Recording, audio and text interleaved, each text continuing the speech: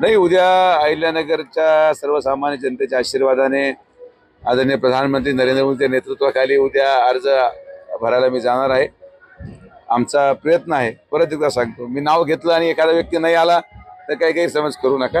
पण सहसा टेंटेटिव्हली आज तरी, कारण की पावसाचं वातावरण, हेलिकॉप्टर येऊ न येऊ, माननीय मुख्यमंत्री शिंदेसाहेब, उपमुख्यमंत्री अजितदादा पवार साहेब आणि फडणवीस साहेब असं एकत्रितपणे त्यांच्या उपस्थितीत अर्ज भरण्याचं नियोजन आमचं आहे. आणि मला विश्वास आहे की उद्याच्या दिवशी या अहिल्यानगरची जनता कोणा पाठीमागे आहे हे तुम्हाला पाहायला मिळेल. अहो, त्यांनीच आमचं नाव घेतलं काल सभेमध्ये. आम्ही तर काय, आम्ही आमचा प्रचार करतच आहोत, पण त्यांनी स्वतःहून आमचं नाव घेतलं, आम्ही तर घेतलं नव्हतं.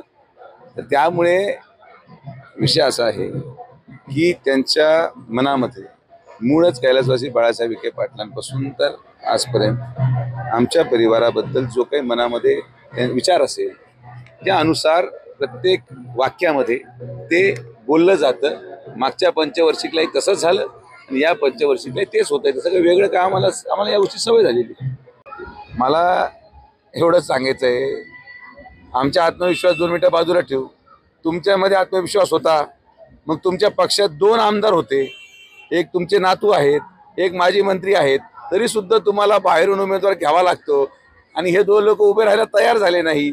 म्हणजे याचाच अर्थ एवढाच तुमच्याकडे आत्मविश्वास होता, तुमच्या घरचा उमेदवार दिला पाहिजे होता.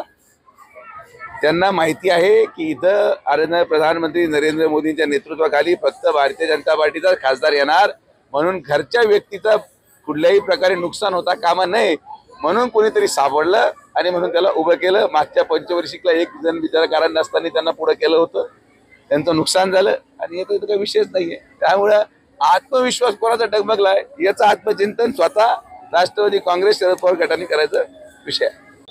कसं आहे, हे भाषण पश्चिम महाराष्ट्रामध्ये चाललं असतं, अहिल्यानगरमध्ये हे भाषण चालू शकत नाही.